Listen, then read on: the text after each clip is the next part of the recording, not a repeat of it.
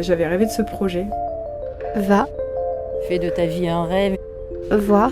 Fais de tes rêves une réalité. Ailleurs. Un lieu de pédagogie. Vivant, convivial. Si. La difficulté du vivre ensemble et du collectif. L'argent, c'est le pouvoir. J'y suis. Va voir ailleurs si j'y suis. Il y a très souvent beaucoup plus de questions que de réponses. Salut, c'est Mélanie. Salut, c'est Marina. Je me souviens quand j'étais plus petite, on me demandait souvent à l'école qu'est-ce que j'avais envie de faire. Toi, tu savais ce que tu voulais faire, Marina ? J'avais plein d'idées, je voulais faire plein de choses différentes. Je savais déjà que j'avais envie de voyager, mais à l'école, on me disait pas trop que c'était possible de lier tout ça dans un métier. Et toi, du coup ? Moi, je crois que j'ai jamais vraiment su ce que je voulais faire. Et je trouve que des fois, c'est difficile de mettre des mots sur des métiers. Parce qu'en fait, moi, j'ai envie de faire plein de choses différentes. C'est ça qui m'intéresse. Dans ce podcast, nous allons à la rencontre de personnes inspirantes qui ont fait le choix de réinventer leur métier et de vivre de leur passion. Pendant 3 mois d'itinérance, avec une voiture et notre tente, nous sommes allés à la découverte d'associations et de ces projets qu'on appelle tiers-lieux ou écolieux pour mieux comprendre leur fonctionnement. L'idée de ce podcast est de vous faire vivre ce voyage avec nous et de vous donner aussi toutes les clés pour lancer votre propre projet.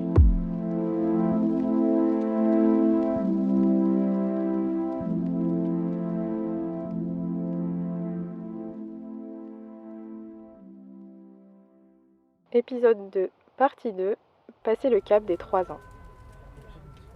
Nous sommes toujours à Marseille, au Talus, une ancienne friche urbaine transformée en 2018 en un jardin nourricier. Dans cette deuxième partie, on vous parle du changement d'échelle et de la phase d'hypercroissance qu'a connue le Talus en 2021. Le Talus enregistre une hausse de 65% du nombre d'adhérents, de 60% des revenus et de 30% de subventions. Mais surtout, l'association passe de 2 salariés en 2018 à 10 en 2022. Mais alors, comment on gère ce changement ?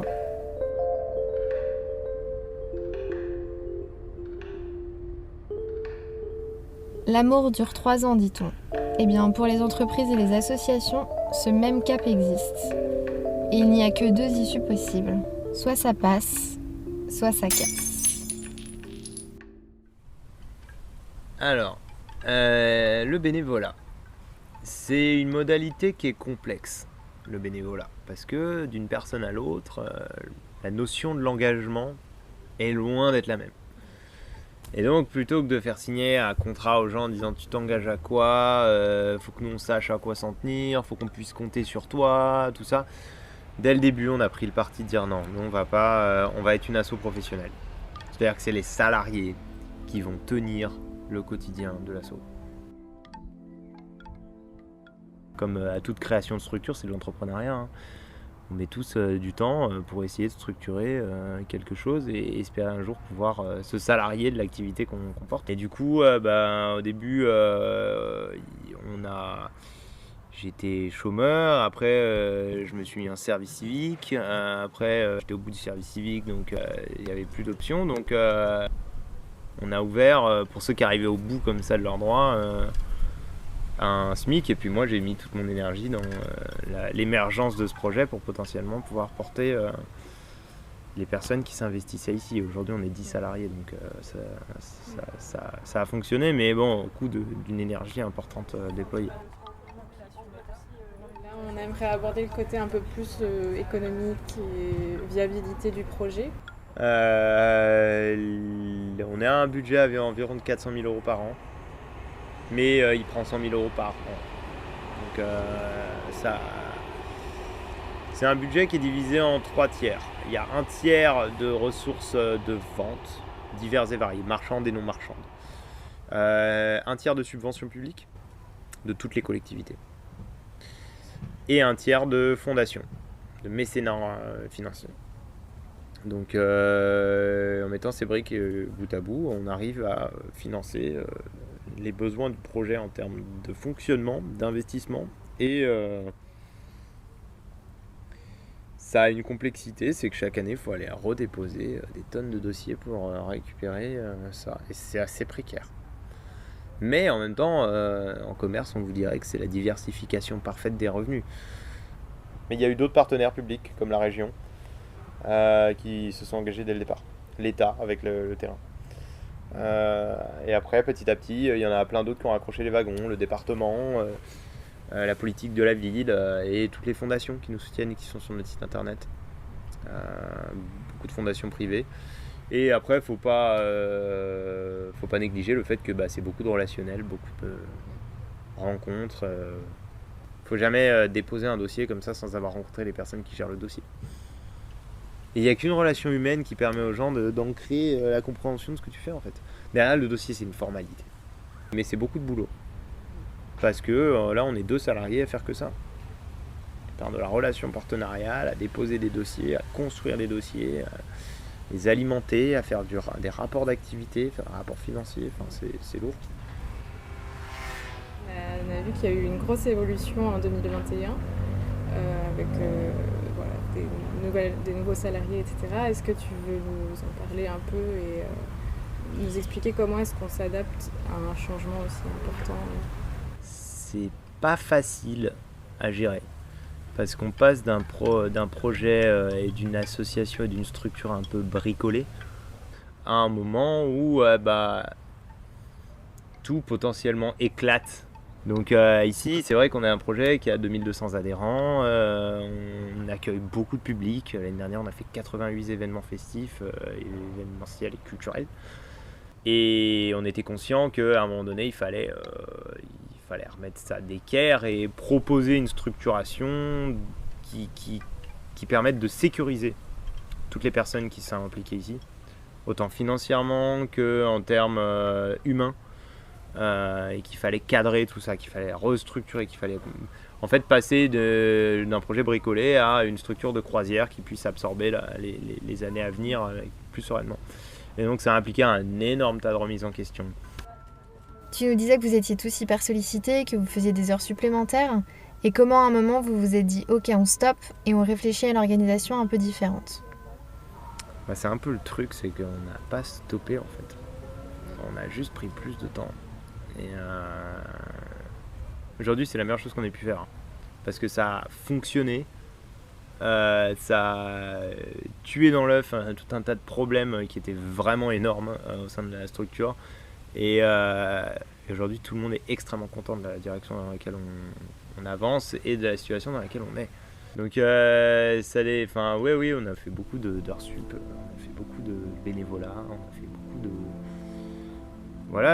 d'engagement collectif, d'implication forte et de concessions. Et voilà, je suis content de l'avoir fait, mais c'est pas évident.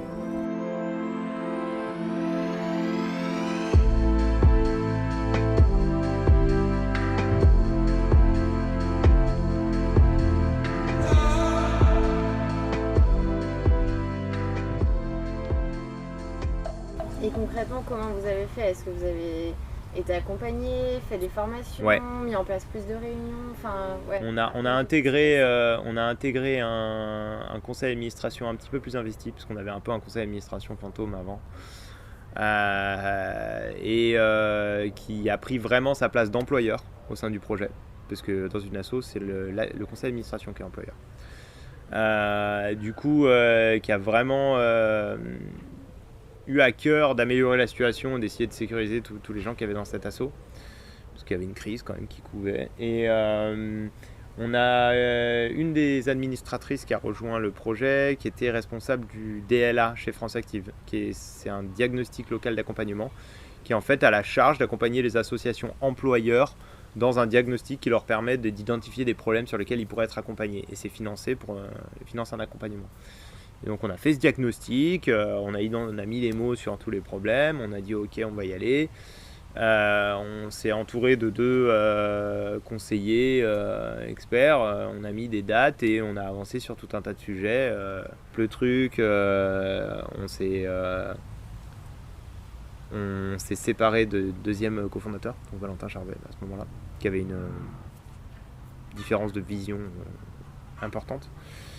Et on a continué, on a résolu nos problèmes et puis finalement on a juste défini la montagne de choses qu'il fallait qu'on résolve, mais on s'est mis d'accord.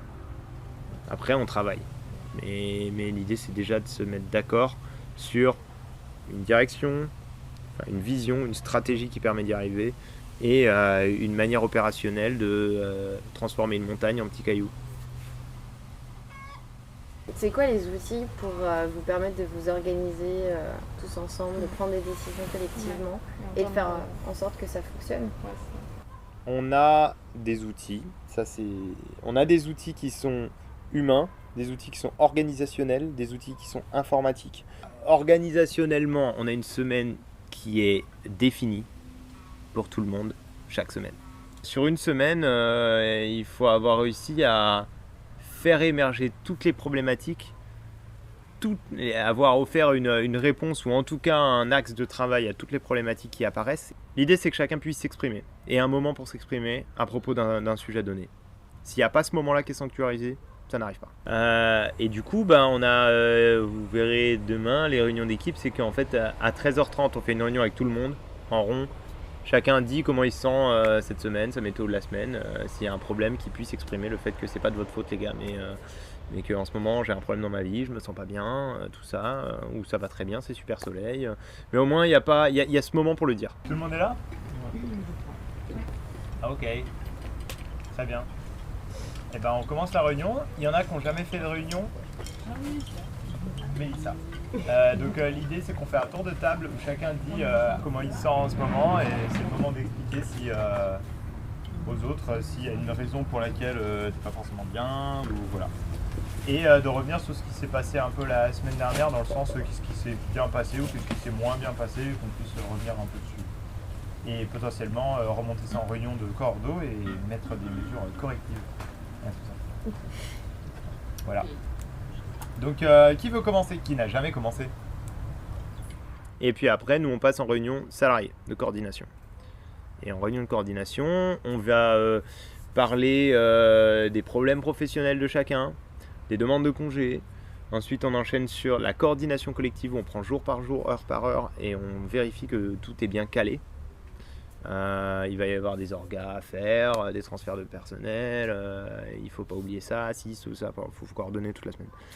Et après, on passe à des points d'information, si quelqu'un a un point d'information à faire sur son pôle. Et puis on passe à des débats sujets importants, où là tout le monde liste ses sujets. Et on les prend un par un, et on en parle. Et surtout, il y a un truc qui nous aide énormément, c'est que notre bureau, c'est ça. Et donc quand on a un truc à dire à quelqu'un, ou à demander à quelqu'un, etc., c'est un énorme open space à l'extérieur. Donc on peut fluidement faire transiter l'information. Et quand on a besoin de travailler sur un sujet donné, on dit bon, là, telle semaine, avec telle personne, il y a une réunion de travail sur ce sujet. Et on les cale dans les calendriers. Mais après, on a des calendriers de ministres. Mais vraiment, c'est n'importe quoi. Tous les salariés ici sont surbookés. Parce qu'ils gèrent leur temps à l'heure, quoi. Toc, toc, toc, toc, toc. Et c'est hyper dur à tenir, déjà. Et donc, ça implique une rigueur de tout le monde. On cherche des profils rigoureux.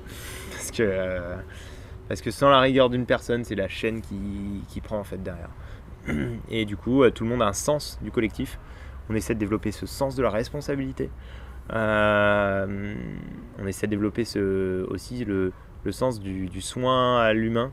Il faut que chacun prenne soin de lui. Ne travaille pas plus. Rien à prouver, vraiment rien. Mais il faut qu'on s'organise pour que ça marche.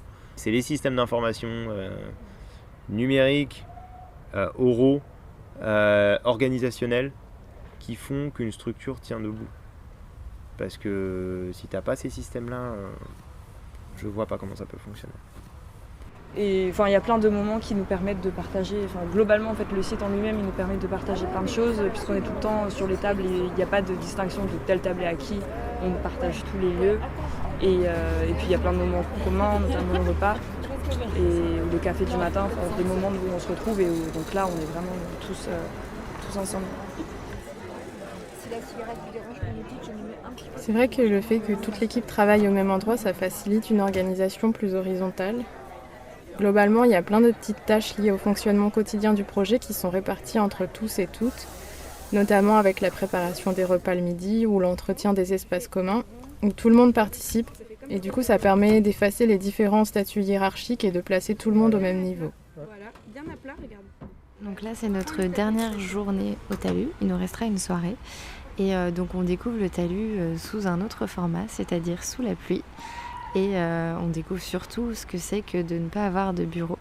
Ouais. Donc, Parce que je me souviens qu'au début, en arrivant, je me disais « c'est trop bien d'avoir ces bureaux à l'extérieur comme ça », mais tu te rends compte que quand il pleut, c'est vite la galère en fait. Surtout qu'il y a une grosse équipe, donc c'est pas évident en fait de chacun trouver un petit recoin pour continuer de travailler et s'abriter de la pluie. Donc nous, on s'est mis dans des conteneurs. Il y en a qui sont sous les chapiteaux qui sont assez étanches. Mais c'est vrai qu'on n'avait pas prévu qu'il allait pas faire beau aujourd'hui. Donc on est en short et t-shirt et on se les pèle un peu, faut le dire. Donc là, on va se mettre sur la terrasse du container avec Rosalie pour parler un petit peu avec elle. Du coup, je m'appelle Rosalie, j'ai 26 ans, je suis dans le projet depuis juillet dernier. J'ai commencé en tant que service civique à la communication pendant 8 mois. Et en mars dernier, je suis passée salariée responsable de communication au talus. Là, on est dans le 12e arrondissement. Les 3 tours que vous voyez juste ici, c'est Herbel, qui sont des quartiers prioritaires de la ville, on appelle ça des QPV. Je suis arrivée à Marseille quand j'avais 5 ans, donc j'ai toujours grandi à Marseille. Je suis quand même partie de 4-5 ans de Marseille parce que c'est une ville qui peut être assez épuisante parfois, assez prenante, mais on y revient toujours. Donc je suis assez contente de faire partie justement d'un projet comme celui-ci dans la ville où j'ai grandi. Parce que ça donne la sensation d'être actrice, acteur de ta ville en réalité, donc c'est vraiment cool. Le truc, c'est qu'on s'est rendu compte que donc on a une bonne base de personnes qui nous suivent sur, on va dire, les réseaux sociaux, sur le digital. Ça, c'est pas un souci. On arrive à faire venir des gens de la ville, entre guillemets, enfin du centre-ville, parce que c'est quand même la ville. Là, on est en péri, enfin c'est quand même la ville, on est dans le 12e arrondissement. Enfin, on n'est pas dans le centre-ville, mais ça reste la ville. Du coup, on arrive à faire venir des gens du centre-centre, urbain ici. Mais ce qui est plus compliqué, c'est justement, étonnamment, de faire venir des gens autour. Du coup, on essaye de développer plus une communication, on va dire, de proximité, donc via le papier. Parce qu'on n'arrive pas du tout à catcher en fait, ces gens autour. Et en fait, une fois qu'on les touche, une fois qu'ils viennent, on peut récupérer du coup des données digitales. Donc ils nous donnent leur adresse mail, ils deviennent adhérents forcément. Et donc là, on peut continuer après à maintenir le lien via les réseaux sociaux, la newsletter et tous les outils digitaux qu'on utilise pour communiquer. Je trouve que c'est vraiment pas évident cette question de faire venir les habitants et habitantes du quartier sur le lieu. Forcément, on a envie que tout le monde puisse s'approprier les lieux, mais en même temps, on a tous et toutes des histoires de vie différentes et généralement, on attire des personnes qui nous ressemblent. C'est sûr qu'il y a beaucoup de choses à prendre en compte et comme l'a dit Rosalie, il y a différents canaux de communication qui sont utilisés au talus pour atteindre les différents publics. Mais au-delà de ça, quand on lance un projet, on a tendance à mobiliser d'abord notre entourage. Donc ça demande un effort supplémentaire de s'ouvrir à d'autres profils pour que tout le monde se sente légitime à venir sur les lieux. Et cette question de la légitimité, c'est vraiment hyper complexe pour plein de raisons. Rien que l'appellation tiers-lieu, déjà, ça pose question parce que c'est pas du tout une notion qui est évidente pour tout le monde. Et si tu comprends pas de base ce qu'il y a derrière ce mot, ça crée déjà une première barrière. Et moi, je pense que ça fait vraiment pas très longtemps que je vois plus ou moins ce que ça veut dire. C'est vrai que le talus se définit comme un tiers-lieu nourricier. Et nous, à travers ce voyage, on cherche à en savoir plus sur la définition, la perception, l'imaginaire autour de cette notion de tiers-lieu. Donc on a posé la question à quelques personnes. Toi, comment tu définirais le mot tiers-lieu ?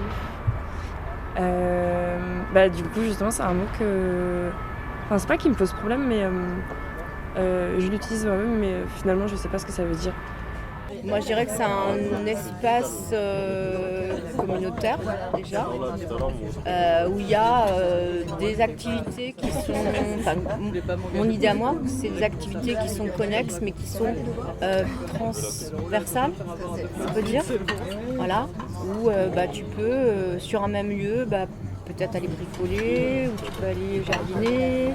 Les mots qui me viennent quand tu me dis tiers-lieu, c'est multi-activité, intergénérationnel. Alternatif, oui et non, parce que pas tous les tiers-lieux, je pense, sont alternatifs aussi, parce que tu as des tiers-lieux aussi qui sont mis en place par des collectivités publiques, etc. Donc je dirais pas forcément alternatif, mais je dirais que c'est des lieux où tu as plein de canaux différents d'entrée, que ce soit l'art, que ce soit le sport, l'agriculture. C'est des lieux, je pense, qui mélangent plein d'activités différentes, qui rassemblent plein de gens différents, et qui sont des lieux où tu passes des bons moments, où tu te sens bien.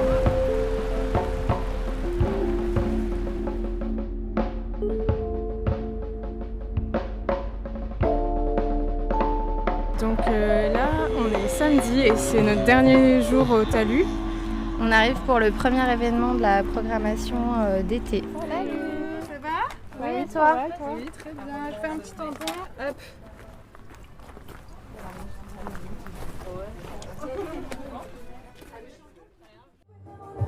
Donc là, on est du coup à la terrasse en haut du Talus. On est en train de prendre notre petit repas.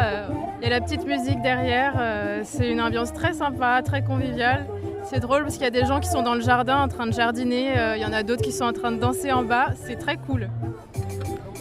Nous sommes Tchouchicha. On est ravis d'être là encore une fois au Talus. Donc j'espère que vous allez passer une bonne soirée ce soir.